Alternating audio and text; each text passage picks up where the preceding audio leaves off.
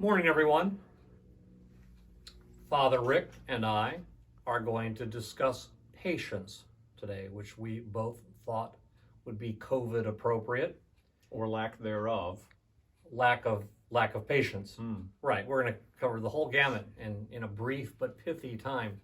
To be full disclosure, this is Sunday that we're recording this, and we just heard a psalm, and in this psalm is an idea that appears in many psalms, that for God a long period of time is like a day. Today's was particularly poetic in that 1,000 years was like a yesterday, which is magnificent. And it's the way of saying what Father Rick often says: God's time is not our time. So with that macro remark, let's talk about patience and during a time of COVID. And what I would like to advocate for is a range, and not just be one clear way on, oh, I'll always be as patient as possible on every topic. Not so quick. Maybe God is calling us to great patience, that we should emulate God with this super detached perspective on some topics and say, it is what it is, and what will be, and I just don't feel called to that ministry or that worry or even that thought. So it's not even a question of patience, it's just total detachment there, which might read to others as patience. But also there is, I would suggest, such thing as godly impatience. And that's where we hunger for righteousness and thirst for justice that might roll down like thunder. And when we feel called to that desire which feels impatient, it's good to remember that might also be from God, even if it's from a God for whom 1,000 years is like a day. And how do we discern when God is calling us to be patient or to be a person who pushes hard? That can only be discerned through prayer, but also not only just direct talking to God, but discussing it with friends, with clergy, with family, and getting their take on it and trying to discover where we need to land. That's pretty much what I got on patience. How about you, Father Rick? Let me see if I can build on what Father Chris is saying.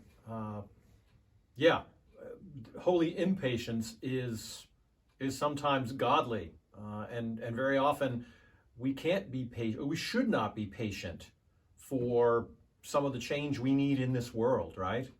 We can't just keep saying, oh, well, eventually, generation after generation after generation from now, things will get better. No, maybe we are called to be the change right now. But not everything is something that we should be impatient about.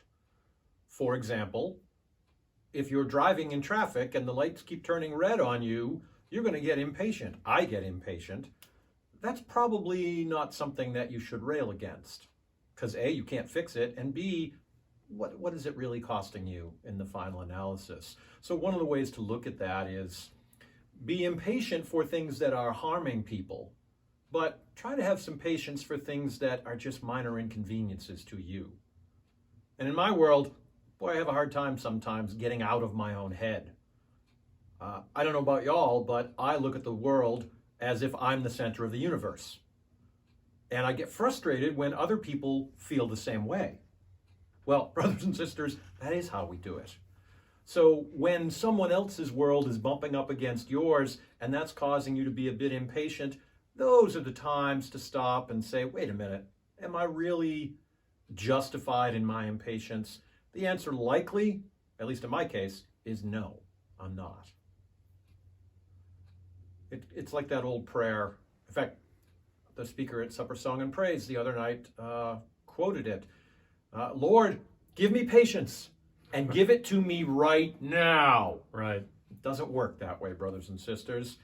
I know we're all impatient for COVID to end, and we are going to pray our way through this. We are going to fast. We are going to really pray for a swift and mighty end to this.